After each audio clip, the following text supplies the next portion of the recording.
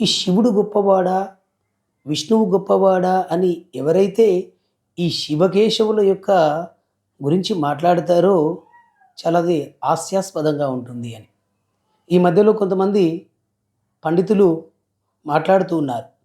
త్రిమూర్తులు అంటే బ్రహ్మ, విష్ణు, శివుడు. ఈ త్రిమూర్తులు సమానము అని చెప్తే పర్వాలా ఇది. ఇంకా కొంతమందైతే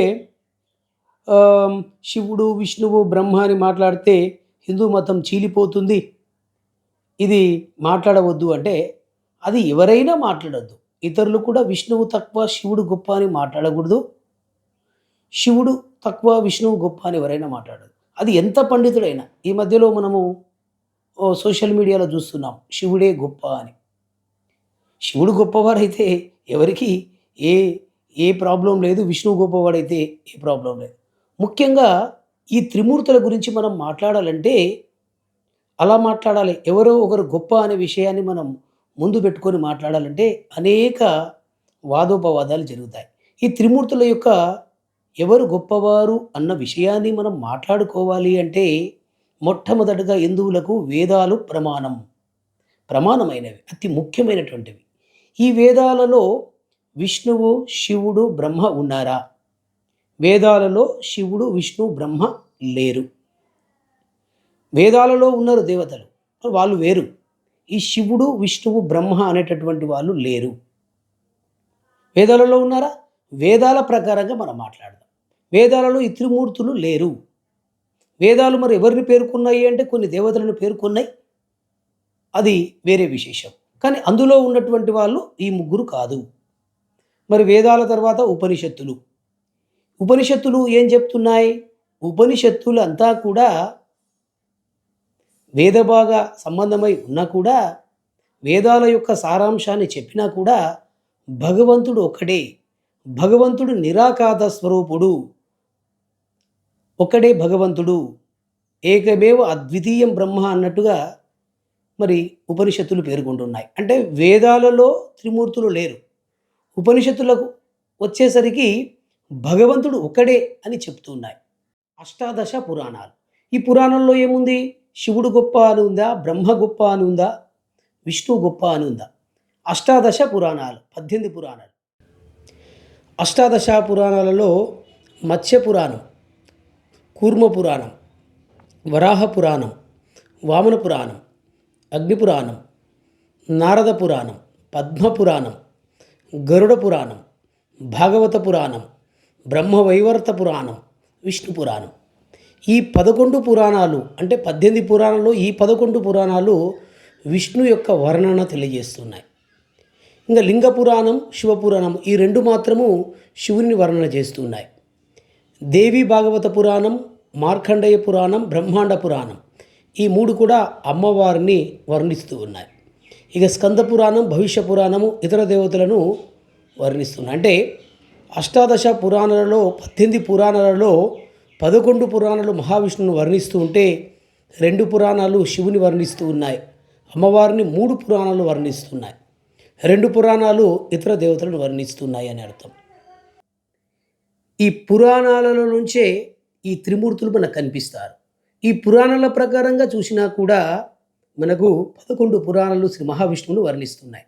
ఇకపోతే శివుడు ఎలా గొప్పవాడు అని మన విషయం మనం మాట్లాడుకోవాలంటే దాంతోపాటుగా కొన్ని చరిత్రలు మనం ఎన్నో సందర్భాలలో శివుడు విష్ణువును కాపాడడము, విష్ణువు శివుని కాపాడడం మనం చూస్తాం.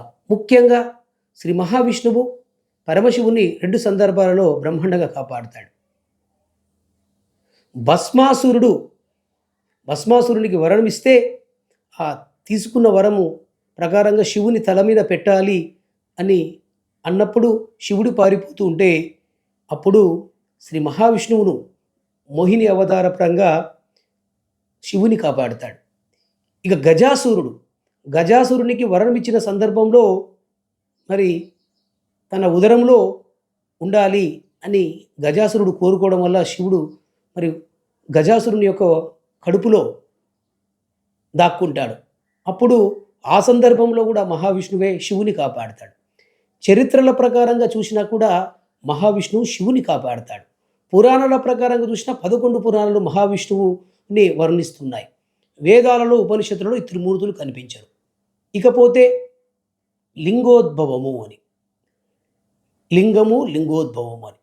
నన్ను అడిగితే లింగము అనే దానికి ఆకారం ఉండదు, నిరాకారము అని. నిరాకారం అన్నప్పుడు ఆకారం ఎలా జోడిస్తారు అని. ఆకారము అన్నప్పుడు శివుడికి ఒక ఆకారం ఉంది. విష్ణుకు, శ్రీ మహావిష్ణువుకు ఒక ఆకారం ఉంది. బ్రహ్మకు ఒక ఆకారం ఉంది. నిరాకారము అన్నప్పుడు లింగాన్ని మనం ఒప్పుకోవచ్చు. లింగ పురాణం వర్ణిస్తుంది కదా అంటే పురాణాల దేవుణ్ణి పురాణాలు వర్ణిస్తూ ఉన్నాయి. కానీ లింగోద్భవ కాలం అంటే లింగము ఉద్భవించింది, స్వయంభూ లింగం అని. లింగోద్భవ కాలము అని మహాశివరాత్రి రోజు జరుపుతారు. అంటే లింగము ఉద్భవించిన కాలము అంటే ఉద్భవించేది అంటే పుట్టేది ఎప్పుడైనా గిట్టక మానదు అని మనకు శాస్త్రము, ఆధ్యాత్మిక శాస్త్రం పేర్కొంటుంది. ఇంకా శాపం వల్ల కూడా లింగ రూపం వచ్చింది అని మనం చూస్తూ ఉన్నాం. ఏ ప్రకారంగా చూసినా కూడా లింగము అనేది ప్రకృతి ఉత్పత్తికి కారణం, సృష్టి ఉత్పత్తికి కారణం. అమ్మవారి యోని, అయ్యవారిది లింగము అని పురుషాంగ రూపంగా మనము నిరాకార స్వరూపంగా మనం చూడవచ్చు. ఇది సృష్టికి మూలము, సృష్టి ఉత్పత్తికి కారణము అని మనము ప్రకృతికి మరి జరిగినటువంటి కలయిక అని కూడా మనం చెప్పవచ్చు. ఈ ప్రకారంగా చూసినా కూడా లింగము అనేది త్రిమూర్తులకు ఎవరికి సంబంధించింది కాదు అని మనం చెప్పవచ్చు. ఏ ఆకారము లేనిదే నిరాకార స్వరూపమే లింగము. మళ్ళీ లింగానికి ఒక ఆకారం కల్పిస్తే అది నిరాకారం ఎలా అవుతుంది, ఆకారం అవుతుంది అని. ఇకపోతే అమ్మవారి చరిత్రలో చూస్తే, దేవి భాగవత పురాణంలో చూస్తే, అమ్మవారి పురాణంలో అమ్మవారు వారికి వారే గొప్పగా వర్ణించుకుంటుంది. ఈ పురాణాలన్నీ కూడా ఎవరి పురాణం వారినే వర్ణిస్తుంది. శివపురాణంలో శివునే వర్ణిస్తుంది. బ్రహ్మపురాణంలో బ్రహ్మ యొక్క గొప్పదనాన్ని తెలియజేస్తుంది. శ్రీ మహావిష్ణువు యొక్క పురాణంలో మహావిష్ణువుని యొక్క గొప్పదనాన్ని తెలియజేస్తుంది. అమ్మవారి పురాణంలో అమ్మవారినే తెలియజేస్తుంది. కానీ దేవి భాగవత పురాణంలో శివుడే గొప్ప అని కానీ, విష్ణు పురాణంలో కానీ, మిగతా మత్స్య, కూర్మ, వరాహ, వామన పురాణాలలో కానీ శివుడే గొప్ప అని లేదు. పురాణాలన్నీ గొప్పవే, ఏ పురాణానికి ఆ పురాణం గొప్పదే. కానీ ఒక పురాణంలో ఇంకో దేవత వర్ణన ఉండదు అని. పురాణాల ప్రకారంగా చూసినా కూడా మిగతా పురాణాలలో, అన్ని పురాణాల్లో భగవంతుని వర్ణన ఉంది అని ఎక్కడ చెప్పడానికి మనకు అవకాశం లేదు. ఇక చూస్తే కొన్ని సందర్భాలలో శాక్తేయ మతం ప్రకారంగా చూస్తే అమ్మవారి కాళ్ళ కింద శివుడు ఉన్నట్టుగా మనకు ప్రతిమలు కనిపిస్తాయి. దానికి అనేక పురాణాలు చెప్తారు. అనేక సందర్భాలు, అనేక కార్యక్రమాలు రూపంలో మనకు చెప్తూ ఉంటారు. ఏ ప్రకారంగా చూసినా కూడా శివుడే గొప్పవాడు, విష్ణువే గొప్పవాడు, బ్రహ్మనే గొప్పవాడు అని చెప్పడానికి అవకాశం లేదు. త్రిమూర్తులు సమానము అని హిందుత్వాన్ని కాపాడడంలో అందరూ సహకరించాలి. కానీ ఈ మధ్యలో వీరే గొప్పవాళ్ళు, వారే గొప్పవాళ్ళు అని కొత్త కథలు మొదలుపెట్టేటువంటి వాళ్ళు కూడా ఉన్నారు. దేని ఆధారంగా చెబుతున్నావు? ఆధ్యాత్మిక పరంగా భగవంతుడు ఒకటే అని మనకు ఆధ్యాత్మిక శాస్త్రం చెప్తా ఉంది. భగవంతుడు ఒకటే అన్నప్పుడు మరి దానికి ఒక ఆకారము, నామరూప రహితుడు భగవంతుడు అని మనకు ఆధ్యాత్మిక శాస్త్రం పేర్కొంటుంది. మరి దానికి మన్ని రూపం ఎందుకు ఆపాదిస్తున్నావు? లింగము నిరాకార స్వరూపం. లింగము నిరాకార స్వరూపం అందరూ ఆరాధిద్దాం.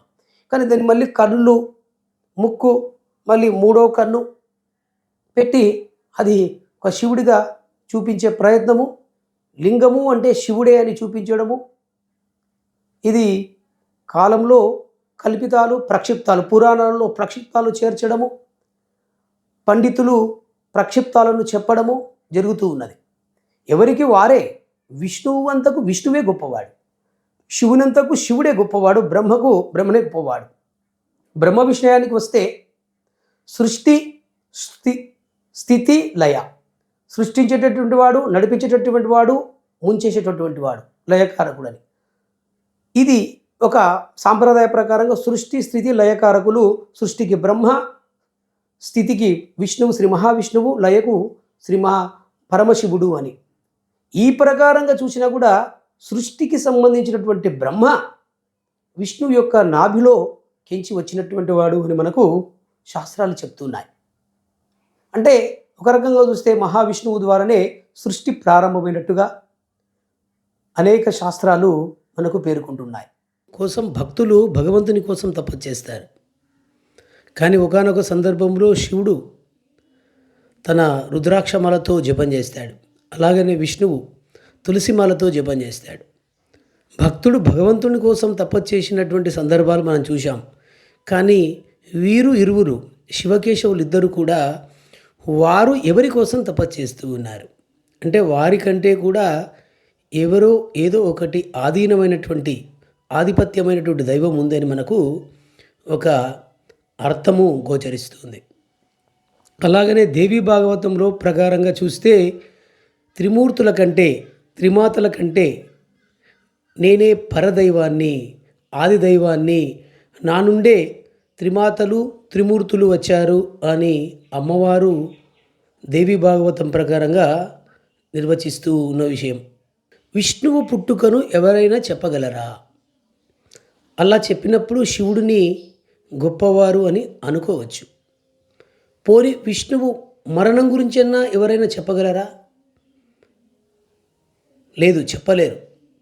ఎందుకంటే చావు పుట్టుకలు లేనటువంటివి కాబట్టి. ఇకపోతే శివుడికి ఒక రూపం కనిపిస్తుంది. ఆ రూపంలో భూలోకం మీద గుళ్ళు ఎందుకు లేవు అని. ఇక భృగు మహర్షి యొక్క విషయంలో మనం చూసుకుంటే మునులు ఋషులందరూ కూడా కలిసి ఒక కార్యక్రమాన్ని ఎంచి త్రిమూర్తులలో యోగ్యుడైనటువంటి వాళ్ళు ఎవరు అని భృగు మహర్షిని పంపిస్తే భృగు మహర్షి ముల్లోకాలు తిరుగుతూ ఉంటాడు. బ్రహ్మలోకం వెళ్ళి బ్రహ్మకు శాపం పెడతాడు. నీకు భూలోకం మీద పూజలు ఉండవు అని. అలాగనే కైలాసం వెళ్ళి శివుని శపిస్తాడు. నీకు కూడా భూలోకం మీద లింగ రూపంలో పూజలు అందుకుంటావు తప్ప నీ యొక్క స్పష్టమైన రూపానికి, మరి సాకార రూపానికి పూజలు ఉండవు అని. విష్ణువు దగ్గరికి వెళ్తే అప్పుడు విష్ణువు ఎద మీద భృగు మహర్షి తన్నితే తన కాలు పట్టుకొని తన కాలుకున్నటువంటి కన్నును మరి తొలగించడం జరుగుతుంది. అప్పటి నుంచి భృగు మహర్షికి గర్వము తగ్గిపోతుంది. ఇక్కడ పోతే త్రిమూర్తులలో మరి బ్రహ్మ శాపానికి గురవుతాడు, శివుడు శాపానికి గురవుతాడు. అందరికంటే శివుడే గొప్పవాడు అన్నప్పుడు మరి భృగు మహర్షి యొక్క శాపము ఎలా ఆయనకు వర్తిస్తుంది అని. శాపం వల్ల భూలోకం మీద పూజలు లేకుండా పోయాయి అని ఒక వాడుక. ఇక్కడ పోతే లింగోద్భవము అని, లింగోద్భవం జరిగింది అని ఒకటి.